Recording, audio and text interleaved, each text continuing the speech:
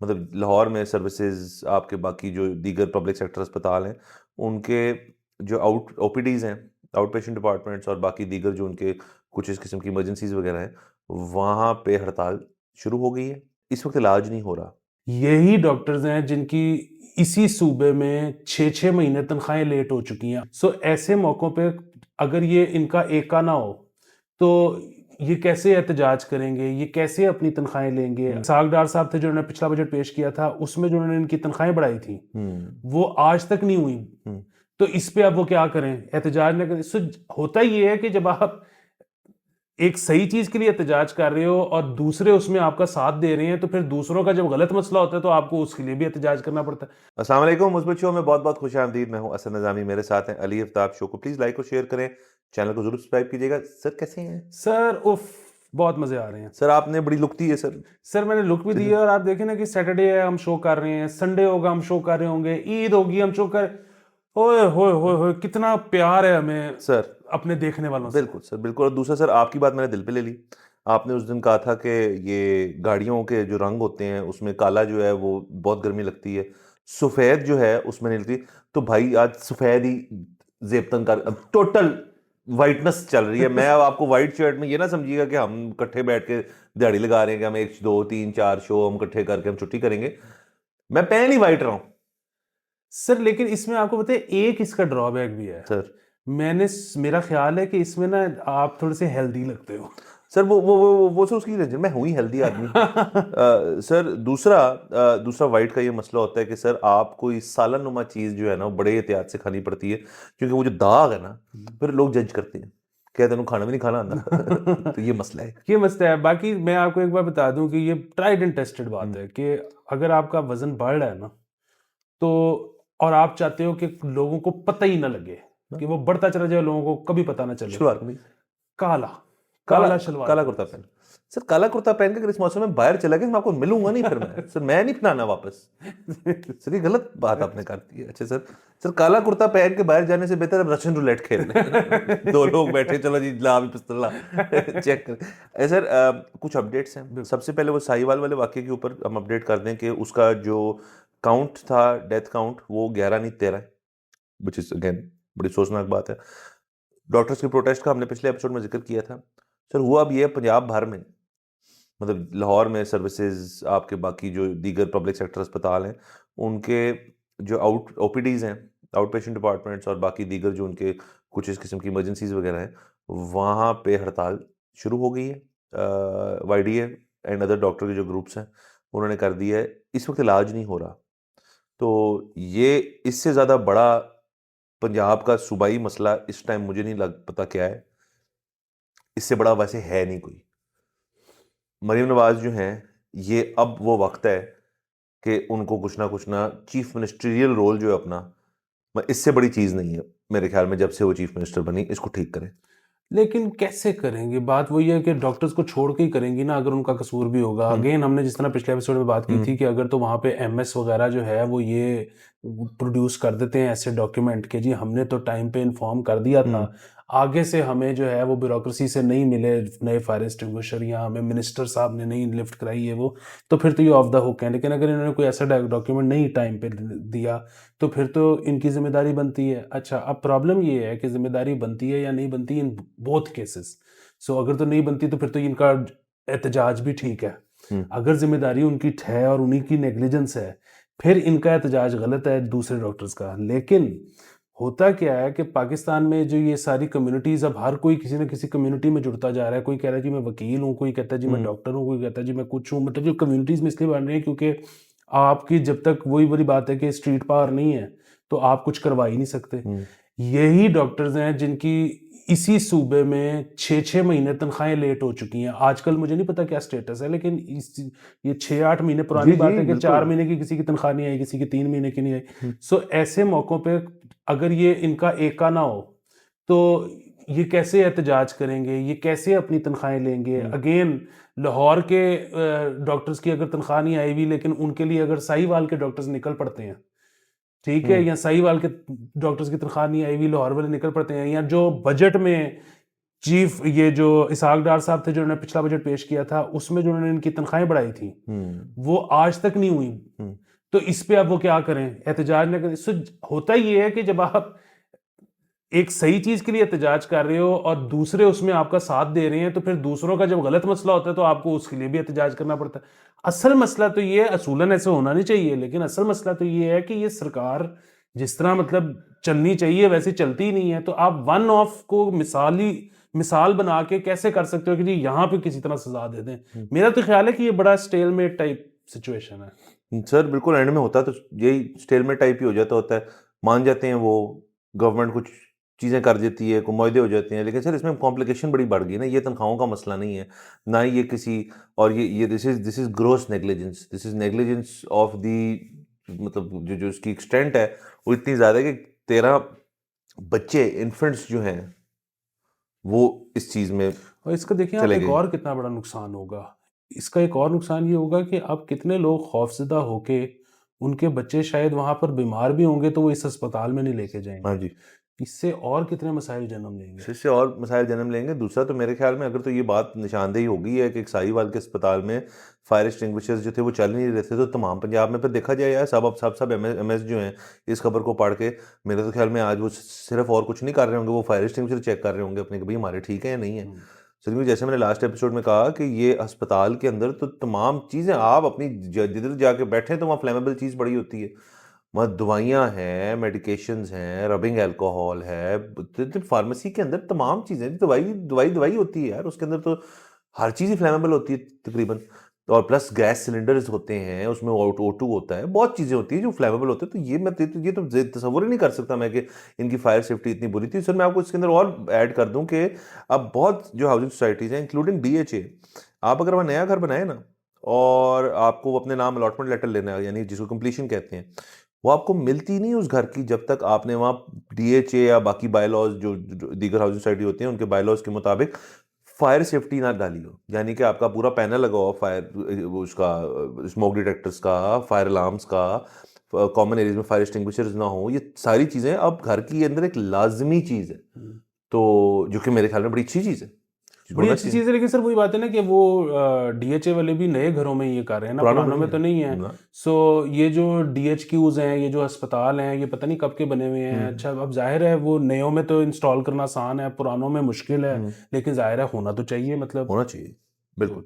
Sir आगे चलते हैं। दूसरी अपडेट ये है कि नॉर्थ कोरिया और साउथ कोरिया जो कूड़ा कूड़ा खेल रहे हैं उसमें उसमें एक सर दोनों नहीं खेल रहे, नॉर्थ भेज रहा साउथ में। तो खेल तो रही है ना सर, बॉलिंग करा रहे हैं ना, आगे से वो कर नहीं पा रहे। तो सर सॉरी, तो मैं क्रिकेट का हवाला दे दिया, आई एम सॉरी, मुझे मैंने डिसाइड किया हम नहीं बात करें क्रिकेट की, सॉरी। तो सर उसमें अपडेट ये है कि बेसिकली उन्होंने कहा है कि यार तुम लोगों की ऐसी की तैसी, हम रोज भेजेंगे बलून और कूड़ा ही भेजेंगे उसके अंदर, तुम लोगों की ऐसी की तैसी। सर इसमें आपने मुझे थोड़ा हिस्ट्री का आपने जरा बताया था, जरा बता दें ऑडियंस को भी। वो मुझे तो खुद, मैंने पहले हमने एक दफ़ा ये खबर पहले भी की थी, तब इन्होंने पहली दफ़ा शायद भेजा था या इन दिनों में, और अभी 300 और भेजे हैं बलून्स।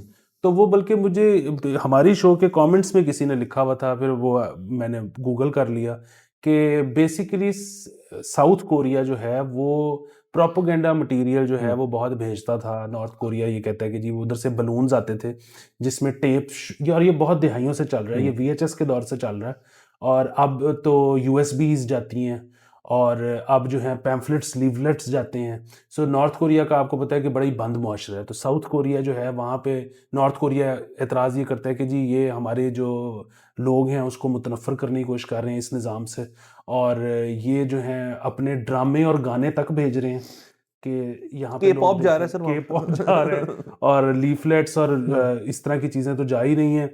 फिर उन्होंने सर बॉर्डर पे, नॉर्थ कोरिया ये कहता है कि साउथ कोरिया ने बॉर्डर पे स्पीकर लगाए हुए हैं जिसपे वो ऊंची ऊंची आवाज में जो है वो प्रोपेगेंडा कर रहे हैं हमारे खिलाफ।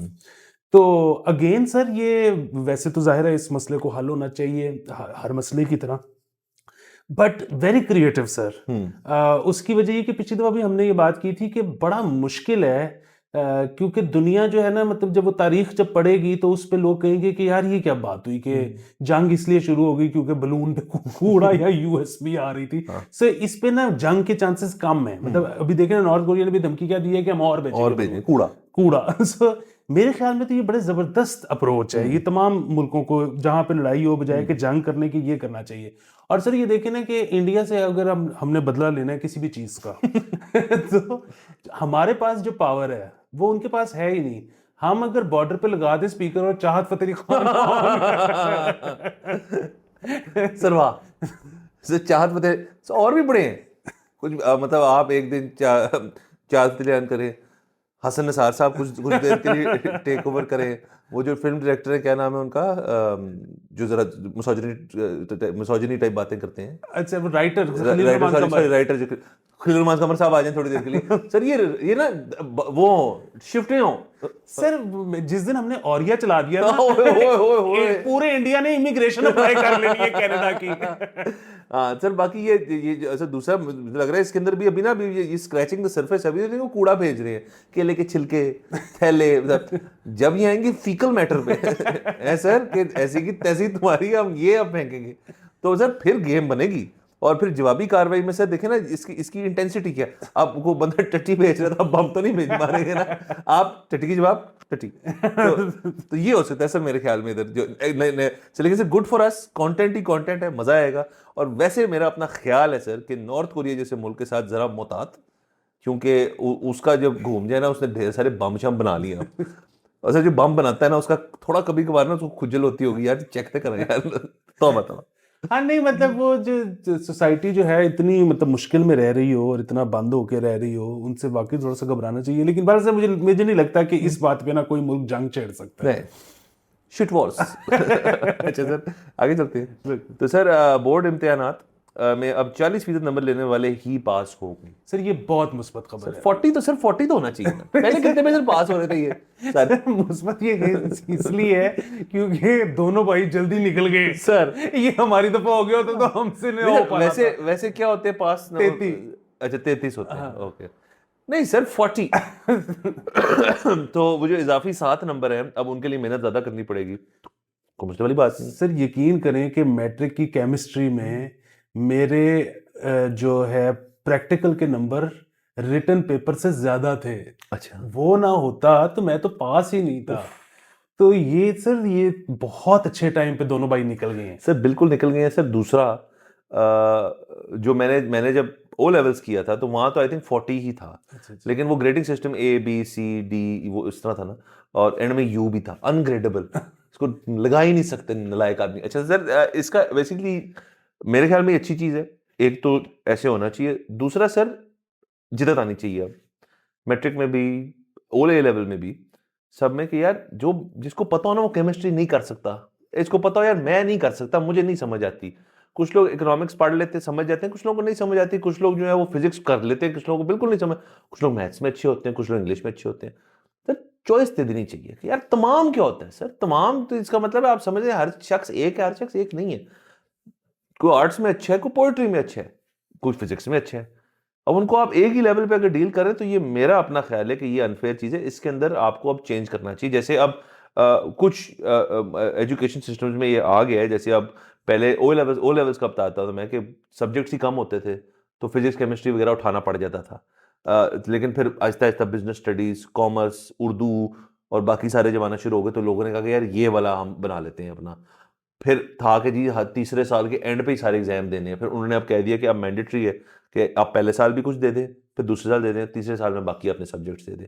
ए लेवल्स में भी ये है कि वो तो लेने ही 2-3 सब्जेक्ट्स होते हैं, 2 या 4 लेने होते हैं आई सपोज। उसमें भी फिर आपके पास आ गया कि यार एक इको ले लिया, एक इंग्लिश ले लिया, सो एक मतलब वेरिड किस्म का कि उन्होंने ये बनाया कि सब्जेक्ट्स ही इतने ऑफर कर दो कि हर बंदा अपना एक छोटा सा बुटीक किस्म का बना ले। मैट्रिक में आई थिंक ऐसे नहीं है अभी। मैट्रिक में ऐसे नहीं है। मैट्रिक में वो 2-3 चीज़ें होती हैं कि एक होता है कंप्यूटर वाला जिसमें आपके पास बायो की जगह कंप्यूटर होती है, एक होता है मेडिकल जिसमें कंप्यूटर की जगह बायो होती है, एक होता है इंजीनियरिंग जिसमें बायो की जगह जो है फिजिक्स होती है। सो ये 3 पैकेज है उसके। और चौथा है आर्ट्स।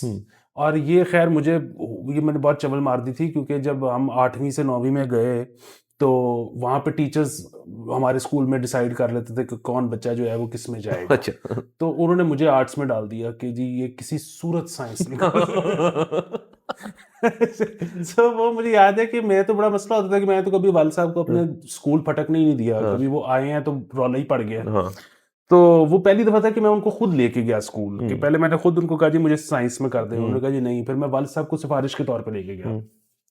और वो उन्होंने कहा जी कि क्योंकि वहाँ उस दौर में ना एक तो मेरे कुछ करीबी दोस्त थे जो कि साइंस में चले गए थे, और दूसरा ये है कि वो पता नहीं क्यों हमारे स्कूल में मशहूर था कि बहुत ही टट्टी लोग होते हैं जो आर्ट्स करते हैं। तो भाई साहब ने कहा कि जी इन्हू पा दियो, बड़ा रौला पा रहे हैं। हाँ। तो उन्होंने कहा कि जी ये कर ही नहीं सकता है, तो शक्ल वेखो दी। तो उन्होंने कहा जी ये कहता है कि हुन मैं पढ़ाऊंगा। अच्छा। उन्होंने कर दिया, उसके बाद मैं जलील हो गया। कि कोई चीज है केमिस्ट्री, मतलब पढ़ने वाली, मतलब खैर बहुत अजीम चीज है, लेकिन हाँ हमारे बस से बाहर है।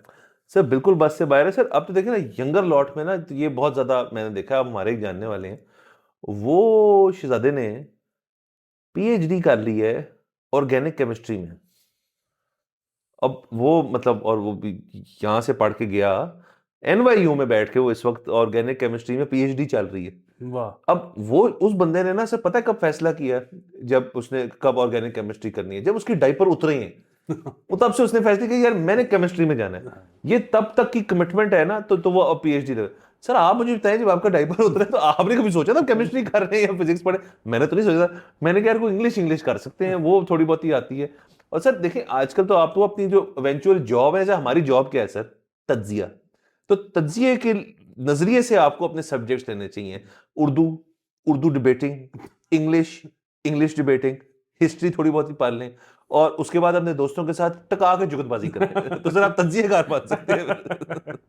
सवा। सर तो अच्छा सर, आगे चलते हैं। बिल्कुल। तो सर अगली खबर हमारे पास जो है वो ये है कि सर माल रोड पर मोटरसाइकिल सवारों को सर्विस रोड पर चलाने का फैसला। माल रोड सर पे कौन सी सर्विस रोड है सर? सर सर्विस लेन तो है दोनों साइडों पे, अक्सर जगहों पे तो है, मतलब सर अ, देखिए अपर पे तो नहीं है ना, जब आप आपका पुल उतरे और तो इस तरफ है, मतलब इस तरफ तो नहीं है। सर कुछ कोनों में है, कुछ में नहीं है, मतलब आप जब पीसी गुजर जाते हैं तो फिर शायद नहीं है, उससे पहले पहले हाँ। है। लेकिन बुनियादी बात ये है कि कितनी ज्यादती है, मतलब ये तो डिस्क्रिमिनेशन है। कि आप कह रहे हो कि तुम बेसिकली गरीब आदमी, कितना बात। सड़क पे ना आना, हाँ। ठीक है, तुम सर्विस लेन में रहो। हाँ तो ये तो बहुत एक प्रॉब्लम वाली बात है। सर, एक तो ये बहुत प्रॉब्लम वाली बात है, और दूसरा सर कि आपने अगर डिस्क्रिमिनेट कर दी है मोटरसाइकिल वालों के खिलाफ, तो उन जो गाड़ी वाले हैं जिनको गाड़ी नहीं चलानी आती, उनका क्या करें फिर? उनको उनको उनको सर उनको उनको आप घर बैठे या सर कारपूल करें। सर अभी हमने अंडर एज ड्राइविंग वाली बात की थी, और बाय द वे आपके भाई ने इसके अंदर अपना हिस्सा डाला है। उस दिन मैं एक शॉपिंग मॉल में था, वाह। तो एक सफेद फॉर्च्यूनर, मैं यहाँ नंबर नहीं बोलूंगा, गलत बात होगी, नंबर है मेरे पास लेकिन गाड़ी का। सर वो ड्राइवर बैठा हुआ है साथ। सर एक बच्चा जो मेरे ख्याल में उसकी हाइट ये होगी, वो 8-9 साल से एज ज्यादा नहीं थी बच्चे की, उसके पैर कैसे पहुंच रहे थे नहीं। वो वहां पे अल फतह में जनाब जो है वो आए गाड़ी फॉर्च्यूनर लेके, फुल उन्होंने मोड़ मोड़ के रिवर्स की, और ड्राइवर देख रहा है मेरी तरफ कि मैं उसकी तरफ देख रहा हूँ। साथ एक गार्ड था, उसने भी कहा यार ये क्या कर रहा है बंदा, इतना छोटा बच्चा। सर वो गाड़ी से उतरा बंदा, मेरे पास आ गया ड्राइवर साहब जो है, और मुझे उसने कहा कि आप मुझे मेरी तरफ कह रहे थे कि बच्चे को गाड़ी चल। मैंने कहा हाँ। क्या कर रहे हो? फिर ना क्या कर लोगे तुम, ये वो मुझे बड़ा औखा हो रहा, कैसे वो कुछ मैं कर नहीं सकता। तो सर इसमें मेरा बड़ा सा आसान सा होता है, मैं ना गिली कर देता हूँ। मैंने उसका ना गिली पकड़ी, मैंने कहा तू जो करना चाह रहा है ना वो तुझसे होना नहीं है। और फिर मैं तब गया, मैंने कहा साहब का नंबर दे। मैंने कहा जो जिसकी ये गाड़ी है ना, जो मालिक है, तू भी नहीं और बच्चा तो बिल्कुल नहीं है, तो मुझे उसका नंबर दे जरा, मैं उसको बताऊँ ये कर। सर फिर जरा उसकी पैक हुई, और फिर उसने कहा कि आप मेरा नंबर ले ले। मैंने कहा मैं किसी का नंबर ले लूँगा, मैं तुम्हारी नंबर प्लेट की तस्वीर ली, मैंने कहा दफा हो जाए यहाँ से। तो सर ये देखें ये चीज रुक नहीं रही। तो ये जो मोटरसाइकिलों वाला कर रहे हैं वो कि जी सर्विस रोड में क्यों जी, यहाँ गाड़ियों वाले जो इतनी वाहियातियां करते हैं सड़क के ऊपर, जिनको ना सिग्नलिंग करना आता है, जब दिल किया यूं चले गए, जब दिल किया यूं चले गए, इनका भी फिर रूल बनाए ना, फिर तमाम करें ना। ये क्या बात है कि सर मैं वैसे वजह बता दूं उसकी क्या है। मैं आपको बताया वैसे पार्टी इस वक्त लाहौर में, हुकूमत चल रही लाहौर से। तमाम आपके जो बड़े लोग हैं ना, जो डिग्नेटरीज हैं यहाँ के सारे, जो सारे, उनका दफ्तर जो है वो इधर माल रोड के साथ GOR के अंदर है, सारे वहाँ बैठे हुए, ब्यूरोक्रेसी भी यहाँ से चल रही है, फेडरल गवर्नमेंट की ब्यूरोक्रेसी यहाँ से चल रही है, उनके लगे होते हैं रूट। मैं तो सर बहुत आना जाना होता है, मेरा तो दूसरा दफ्तर माल रोड पे, ये रूट्स की वजह से। सर बिल्कुल आप सही कह रहे हैं, इसीलिए तो मैं कह रहा हूँ कि ये कानून गलत है, ये डिस्क्रिमिनेशन की बुनियाद पे है। उसकी वजह ये है कि हो सकता है कोई ये इस वक्त निकाल ले गूगल करके जी फलाने मुल्क में भी बाइक वाले जो है वो सर्विस लेन में चलाते हैं, तो फिर वो पूरे मुल्क या पूरे शहर में होते हैं ना। मतलब बात ये है कि आपने कहा है कि बाकी शहर में जिस तरह मर्जी चला लो, माल रोड सर पे माल रोड पे तो बाइक लेन भी बनी हुई है, उसमें बस चलती है। तो सर बड़ी अजीब चीजें हैं सर। लास्ट एक खबर कर लेते हैं सर कि जुमे का रोज जो है वो बिरयानी ज्यादा खाई जाती है अपेरेंटली। ये आपने मुझे स्टैट में सर, आप ये स्टैट्स ले आते हैं ना, ये इसका मुझे बड़ा मजा आता है कि Fridays are biryani day for many Pakistan. 60% ज्यादा बिरयानी कंज्यूम की जाती है जुम्मे के दिन। तो सर इसकी खास वजह। सर ये ना एक तो मतलब इसमें जो प्रॉब्लमेटिक बात है मेरी नज़र हम्म, में वो ये है कि बिरयानी की जो कंजम्पशन है पाकिस्तान में वो वैसे ही बहुत ऊपर चली गई है नॉन जुम्मा डेज पे भी। अच्छा और ये मेरे लिए प्रॉब्लमेटिक बात है क्यों सर? सर। उसकी वजह ये कि वैसे तो जिਵੇਂ क्लाइंट दी मर्जी जो मर्जी खाए। सर मेरे लिए भी प्रॉब्लमेटिक है, मैं अपनी प्रॉब्लम बाद में बताऊंगा। हाँ, दूसरा एक तो ये है सर कि जो मुझे बड़ा दुख होता है कि लाहौर जैसे शहर जो है ना वो ये भूल चुके हैं कि पुलाव कैसे सुपीरियर चीज़ है बिरयानी से। दूसरा इसमें मसला ये है कि सर ये बिरयानी का पता नहीं क्या हुआ है लोगों को कि लोग इससे बोर ही नहीं होते। सो मैं ऐसे ऐसे लोगों को जानता हूँ जो कि पूरा हफ्ता लंच बिरयानी खाते हैं। शायद उसकी एक वजह तो ये भी है कि जी वो हर जगह पे अब आपको पता है कि छोटी छोटी जो फ्रेंचाइजीज हैं, फास्ट फूड है तकरीबन। फास्ट फूड है तकरीबन। एक ये वजह हो सकती है। दूसरा ये है कि सिर्फ बिरयानी मतलब मैं तो अब ऑनेस्टली ये कराची वर्सेस लाहौर जो मुकाबला होता है, घरों में यकीनन कराची में लाहौर से बेहतर बिरयानी बनती होगी। कमर्शियल बिरयानी ठीक है, स्लाइटली कराची की लाहौर से बेहतर होगी, लेकिन मुझे तो कहीं की भी अच्छी नहीं लगती। सर मैं इसके अंदर अपना आपको इतराज बता दूं। प्लीज। सर अमूमन या बिरयानी जो होती है उसमें चिकन होता है। चिकन बिरयानी बिरयानी नहीं होती sir, I am sorry. Mutton biryani biryani होती है। ये बात सर ठीक है। मैं सिर्फ इससे इख्तिलाफ करूं कि चिकन चिकन करके इतना मशहूर कर दिया गया है कि जो नया मार्केट में आ रहा है कस्टमर बिरयानी खाने, वो पहली चीज क्या कहेगा? चिकन बिरयानी। वो होती ही नहीं बिरयानी, इट्स नॉट बिरयानी। ये बात बिल्कुल ठीक है। असल में इन्होंने किया तो कॉस्ट इफेक्टिव करने के लिए हाँ था क्योंकि ज़ाहिर है मटन बहुत महंगा महंगा होता है। है। लेकिन अब तो खैर सर बच्चे जो है ना, नई जो नस्ल पौध आ रही है उसकी मुझे समझ नहीं आ रही कि जो अफोर्ड भी कर सकते हैं they prefer chicken over mutton. ये हाँ कितनी बड़ी ज्यादती की अच्छी सी बात है। बात है सर। तो सर ये चिकन तो कुछ भी नहीं सर, चिकन तो तकरीबन सब्जी है। अगर आप मीट कैटेगरीज में जाए तो वो मीट कैटेगरीज की सब्जी है। सर एक इससे पहले जो चीज इस तरह से मशहूर हुई थी ना लाहौर शहर में, वो थी वो लाहौर ब्रोस्ट या yes Yasir yes broast yes. या सब ब्रोस्ट ब्रोस्ट। के लोगों ने दोपहर को लंच करना ही ब्रोस्ट। लेकिन ये खैर बिरयानी उससे भी बहुत आगे निकल गई है मकबूलियत में और समझ से बाहर है। मुझे तो ज्यादातर जगहों पे जब मैं खाता हूँ ना तो मुझे लगता है कि इन्होंने ना पका के, ज़ाहिर है पकाया खाना, हाँ उसके बाद खाली इंजेक्शन डाल के ना उसमें से टेस्ट सारा खींच रही है। हाँ और एक जो कायनात की सबसे, ये तो खैर चले फिर मुनासिब है कि थोड़ी बहुत मिर्च होती है, नमक होता है। कायनात की सबसे वाहियात चीज सेवर पुलाव है। सर सर आपने खाया है सर सेवर? बहुत खाए सर। सर उसमें टेस्ट नहीं है नहीं कोई भी, मतलब अच्छा बुरा किसी सर, भी उसका किस्म का। सिर्फ एक चीज जो मैं अच्छी लगी, जो उनका वो गोश्त वाला कबाब होता है ना, वो अच्छा होता है। देते वो भी चिकन है, साथ साथ पुलाव होता है। वो बड़े कंफ्यूज है लाइफ में लेकिन सेवर भी सर खा लेते कभी कभार। सर असल में सर जब बंदे को लग गई ना भूख, तो वो कहता है यार जल्दी आए, कन्वीनियंट हो, हाथ भी ना गंदे हो, मैं काम पे निकलूं वापस। तो वो बिरयानी और सेवर और इस किस्म की चीजें हो जाती हैं क्योंकि कॉस्ट इफेक्टिव है ना बेसिकली। अब कौन सा बंदा है जो हफ्ते में 4-5 दिन मैकडोनल्ड्स खाएगा? वैसे किसी को भी मैकडोनल्ड्स हफ्ते में एक दिन भी नहीं खाना चाहिए, तकरीबन मौत है। और वैसे भी वो मतलब एक तो ये कि बचपन में अच्छा लगता था बहुत मैकडॉनल्ड, एक हाँ तो पैसे नहीं होते थे खाने के, हाँ बहुत कभी कभी खाते थे। दूसरा ये कि तब वो क्योंकि सोर्सिंग बाहर से होती थी, थोड़ा सा टेस्ट था। हाँ। अच्छा अब तो वो खत्म हो चुका है। कुछ नहीं उसमें सर। अब तो वो प्लास्टिक सर बिल्कुल कुछ लगता है है ही प्लास्टिक। प्लास्टिक वो सर। हाँ। बारह सर ये अच्छा स्टैट हमने दे दिया जरा लोगों को जरा ठंडा करने के लिए। बाकी से मेरा टाइम खत्म हो जा रहा है, इजाजत लेते हैं। नेक्स्ट एपिसोड में आपसे जरा फिर मुलाकात होगी। खुदा हाफिज।